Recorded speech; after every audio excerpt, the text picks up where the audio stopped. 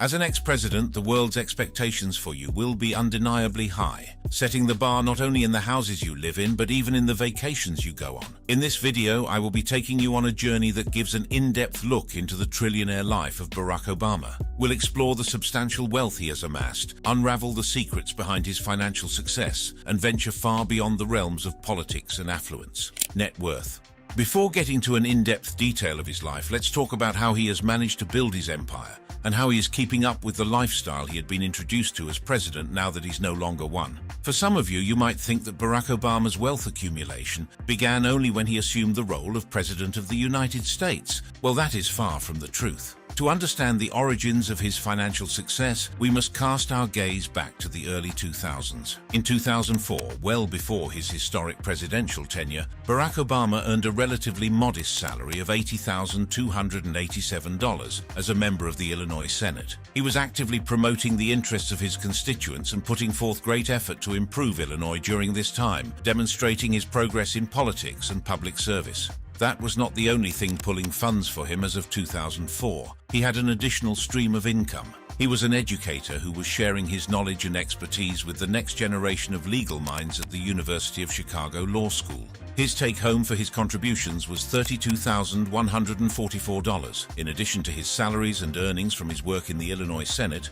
and at the University of Chicago Law School, Barack Obama also diversified his financial portfolio through various investments. It would be weird not to have investments, right? Well, he had holdings in 3 distinct assets, one of which was the Vanguard Wellington Fund. These investments were valued between $100,000 and $200,000. Entering the literary world in 2005 was a major turning point in Barack Obama's financial career. 2005 will be a year to remember for him, as he secured a huge bag that included a multi-book deal with the renowned publishing house Random House. The next question would be, how big was the bag? The ex-president was said to have received a substantial $1.9 million advance after January 2005 for his forthcoming book, The Audacity of Hope. This book, which would later become a bestseller, not only earned him a substantial advance but also promised ongoing royalties. The book had quite an impact as it remained on the New York Times bestseller list for the 30 weeks since publication. The audiobook version also won the 2008 Grammy Award for Best Spoken Word Album. We can say that he definitely didn't disappoint Random House. In addition to the substantial advance for The Audacity of Hope, Barack Obama also received just over $847,000 that year from another book advance for his earlier work, Dreams from My Father. This memoir provided an intimate glimpse into his personal and familial history. He talked about his early days before his entry into Harvard Law School. You see, in the realm of publishing, a book's success is determined not only by its initial advance, but also by the ongoing royalties it produces. In Obama's case, he didn't disappoint, as he was able to earn $378,237 from additional book royalties in 2005. He still continued to reap the financial reward of his books in the following year as his memoir generated substantial income, with book royalties amounting to a little less than $150,000. Then, The Audacity of Hope was able to accumulate an impressive $425,000 in royalties. By 2007, his book royalties totaled almost $3.3 million. Meanwhile, he was able to get a couple of dollars that almost totaled $816,000 from Distel and Amp Goderic, another literary agency. This income was related to Dreams from My Father, and likely encompassed a combination of royalties and contractual arrangements associated with the book. He further dabbled into investments. That same year, he acquired U.S. Treasury notes, which are often considered low-risk and stable investments, with a value falling between $500,000 and $1 million.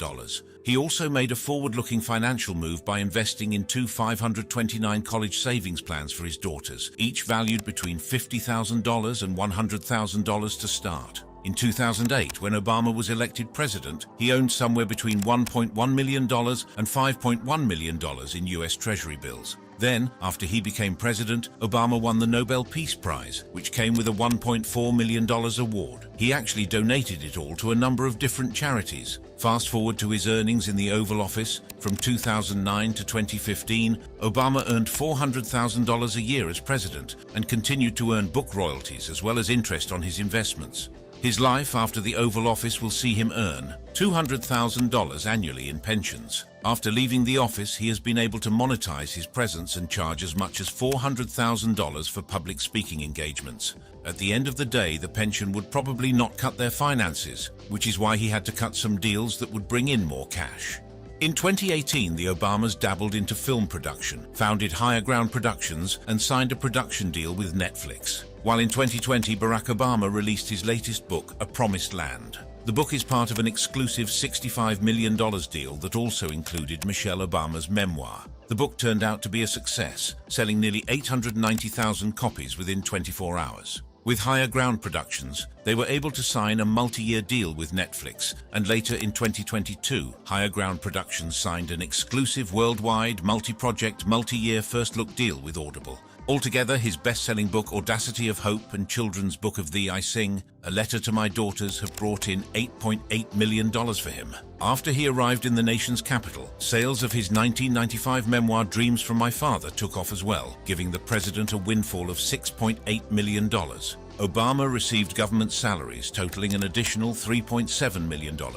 Although his earnings saw a decline as he took over the Oval Office, he still had been able to accumulate quite a lot. His earnings started at $5.6 million in 2009, before dropping to $450,000 by 2015, as royalties from his books declined. All these and many other investments and dealings have summed up to give him a net worth of $70 million. Early life and education.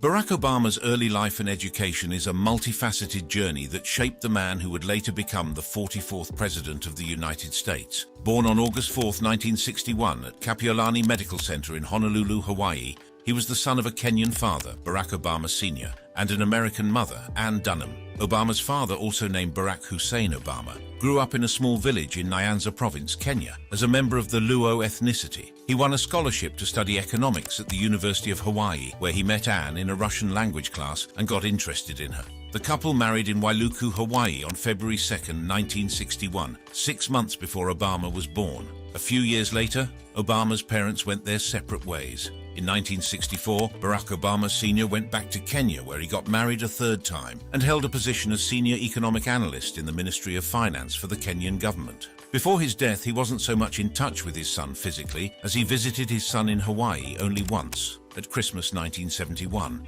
before he was killed in an automobile accident in 1982 when Obama was 21 years old.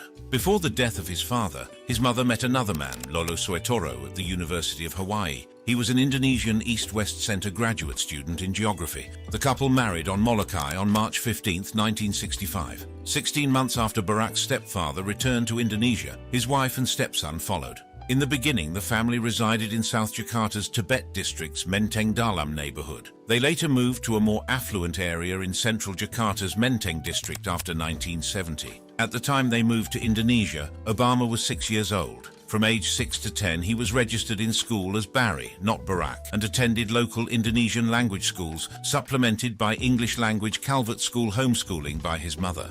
His 4 years in Jakarta allowed him to speak Indonesian fluently when he was a young child. Sources revealed that Obama received resilience training and a pretty hard-headed assessment of how the world works from his stepfather while he was living in Indonesia. At age 10, Obama returned to Hawaii to live with his maternal grandparents. He went to the prestigious private Punahou School, where he first became aware of the conflicts arising from his mixed-race upbringing, as he detailed in his 1995 memoir, Dreams from My Father. Barack Obama lived with his mother and half-sister, Maya Soetoro, in Hawaii from 1972 to 1975. During this time, his mother pursued a graduate degree in anthropology at the University of Hawaii. His mother continued to live in Indonesia for the next 2 decades as she earned her PhD in 1992. Sadly for him, she passed away in Hawaii in 1995 after an unsuccessful battle with ovarian and uterine cancer.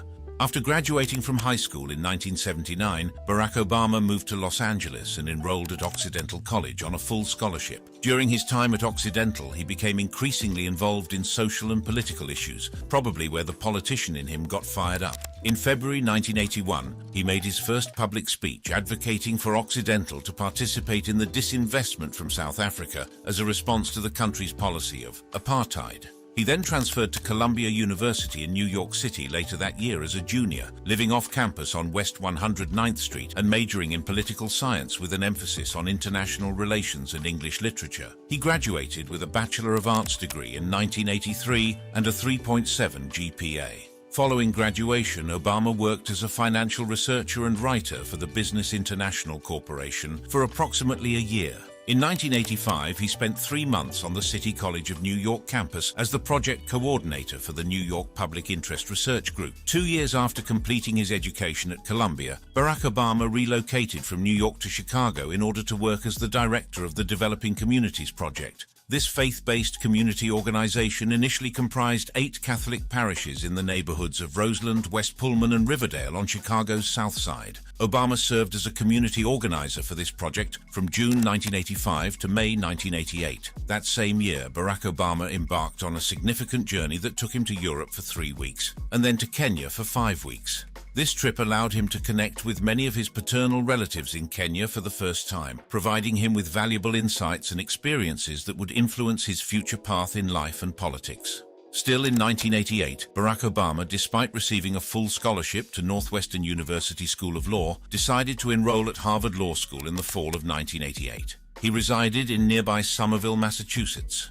At Harvard, he achieved remarkable success, becoming an editor of the Harvard Law Review at the end of his first year and eventually serving as the journal's president in his second year. Additionally, he worked as a research assistant for constitutional scholar Lawrence Tribe during his time at Harvard. He graduated magna cum laude from Harvard Law School in 1991. In 1991, Obama took on a 2-year role as a visiting law and government fellow at the University of Chicago Law School, dedicating his time to work on his first book. He later transitioned into teaching constitutional law at the same institution, holding positions as a lecturer from 1992 to 1996 and then as a senior lecturer from 1996 to 2004. His work experience and how he was able to become a force to be reckoned with in politics would be talked about much later in the video. Rounding up what his childhood looked like, Obama cherished his years in Honolulu, highlighting the opportunities Hawaii offered to experience diverse cultures in an atmosphere of mutual respect. This experience strongly influenced his worldview and the values he held dear. In addition, in his reflections on his early years, he has stated that he was not particularly aware of the stark contrast between his mother's white skin and his father's black skin. In his early adulthood, he struggled to reconcile the way society saw his mixed-race background. Lastly, he also put into writing how he used alcohol, marijuana, and cocaine during his teenage years as a way to escape questions about his identity. He was also a member of the Choom Gang, which means smoking marijuana. It was a self-named group of friends who occasionally smoked marijuana together. Political career and presidency. Before his defining chapter as the first African-American president, he held various political offices that reflected his willingness to serve the people. In the mid-1980s, Barack Obama relocated to Chicago, where his political career really took off. In his capacity as a community organizer, he worked on problems including tutoring programs, job training, and tenants' rights in impoverished areas. This experience laid the groundwork for his commitment to public service and community empowerment. Then, shortly after studying law at Harvard, Obama returned to Chicago and continued his work in public service. His roles as a lecturer and senior lecturer at the University of Chicago Law School allowed him to teach constitutional law, further shaping his understanding of the legal and political systems. Obama oversaw Project Vote, an Illinois voter registration initiative that employed 700 volunteer registrars and 10 staff members from April to October 1992. The program was successful in registering 150,000 of the 400,000 African Americans in the state who were not yet registered, earning Obama a spot on Crain's Chicago Business 1993 list of 40 under 40 influential people. In 1996, his first big role in politics came when he was elected to the Illinois State Senate, where he served for 8 years. His time in the state legislature allowed him to work on important issues such as ethics reform and healthcare expansion. His success in Illinois laid the foundation for his aspirations at the national level. In 2004, Barack Obama achieved a historic victory when he was elected to the United States Senate, just as he gave the keynote address at the Democratic National Convention in July 2004. His charisma and oratory skills gained him national recognition. In his speech, Obama skillfully connected his personal story to the idea that all Americans share common bonds that go beyond political, cultural, and geographical divisions. This speech gave him a boost in his memoir that wasn't so popular before and made it a bestseller. It also catapulted him into a prominent position within his political party after he assumed office the next year. In 2007, Barack Obama announced his candidacy for the presidency. After 4 years of serving in the Senate, Obama resigned his Senate seat in November 2008 to focus on his transition period for the presidency. He faced a tough primary battle against Hillary Clinton, ultimately securing the Democratic nomination. In November 2008, Barack Obama made history by becoming the first African American to be elected President of the United States. His victory was a symbol of progress in a country with a history of racial divisions. Millions celebrated his inauguration in January 2009, eager to see the change he had promised. Barack Obama's presidency began amid significant challenges. The country was in the midst of the worst economic downturn since the Great Depression. Obama's administration worked tirelessly to address the financial crisis through measures like the American Recovery and Reinvestment Act, which aimed to stimulate the economy and create jobs. During his tenure, he was able to reduce unemployment drastically. One of Obama's signature achievements during his first term was the passage of the Affordable Care Act, often referred to as Obamacare. The healthcare reform law aimed to increase access to healthcare and regulate insurance practices. It was met with both praise and opposition, setting the stage for ongoing debates about healthcare in America. In foreign policy, Obama sought to end the wars in Iraq and Afghanistan responsibly. His administration's approach to counterterrorism included the successful operation to eliminate Osama bin Laden, the alleged mastermind behind the September 11th attacks. A year after he became president, Barack Obama was awarded the Nobel Peace Prize, a recognition of his vision for a more harmonious world. But just as you would expect, not everyone was satisfied with his approach. Left-wing critics contended that he had not only adopted but also escalated many of the war and national security policies of his predecessor. Obama himself acknowledged the complexities of the world.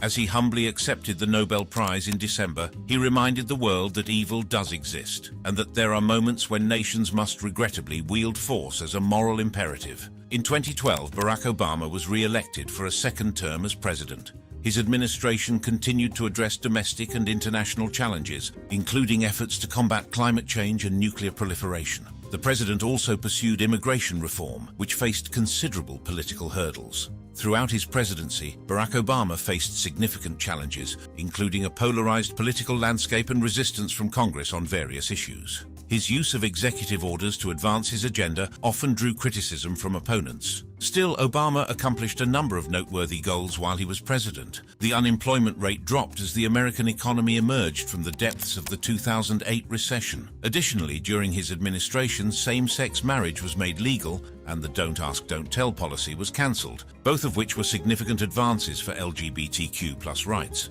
Barack Obama left a lasting legacy in American politics and society as his presidency came to an end in 2017. Many were inspired by his vision of change and hope, and he became well known for his ability to relate to a wide range of American demographics. Since leaving the presidency, Barack and Michelle Obama have continued their work in various areas, including education, healthcare, and social justice. As of when he left the office in January 2017, Obama's approval rating stood at 60%. He rose 10 places from the Brookings Institution's 2015 survey, which placed him as the 18th greatest American president. 18 out of 44 presidents doesn't sound bad to me. He also scored a 63% approval rating in Gallup's 2018 job approval survey, which covered the previous 10 US presidents. Barack's extravagant life. With a net worth of $70 million and the affairs of the country off his shoulders, Obama definitely had a lot of adventures to take and mansions to buy. Obviously, they had to move out of the White House. All these and how he spends his millions will be talked about in the course of the video.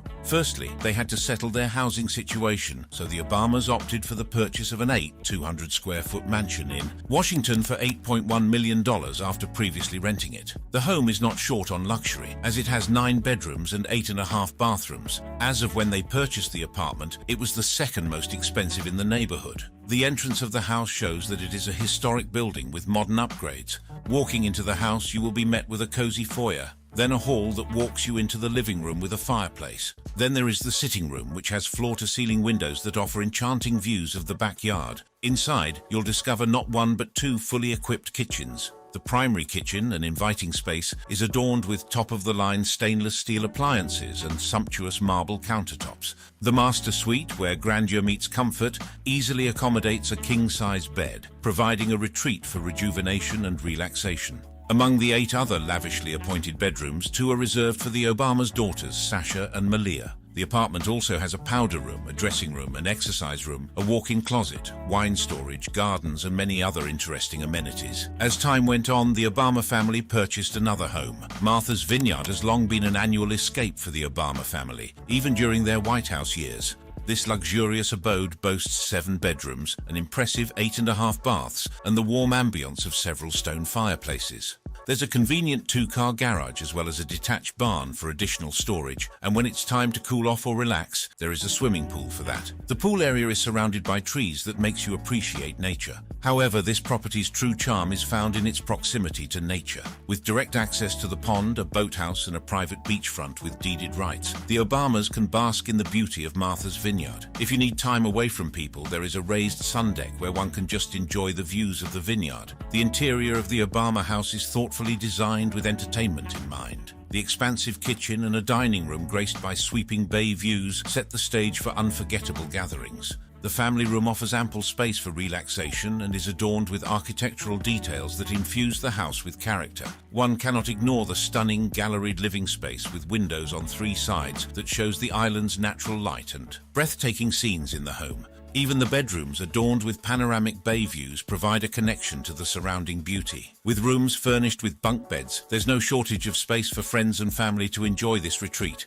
Apart from their mansions, they do know how to vacation well, and when they do it in style. The Obamas' most recent vacation took them to Greece, where the family was spotted enjoying a historical tour and the breathtaking Grecian scenery. They were with fellow tourists as they explored the rich history and captivating backdrop of Greece. The Obamas have also been seen vacationing in Bali, as they were seen at Indonesian attractions like Tampaxiring Village and the Jatiluwih rice terraces. Their vacationing portfolio is rather large, and we'll just be talking about a few in this video. Lastly, let's take a look at the gifts he received from different individuals of the same caliber while he was still in the White House. First, we have the gift from Abdullah bin Abd al-Aziz Al Saud, King of the Kingdom of Saudi Arabia. He gifted the then president a large desert scene on a green-veined marble base featuring miniature figurines of gold palm trees and camels, a large gold medallion with the royal seal in a green leather display box, and a large brass and glass clock by Jaeger LeCoultre in a green leather display case, which had an estimated value of $34,000. After this, the king still gave them gifts that included jewelry, watches, and all sorts, with an estimated value of $1.4 million in 2011.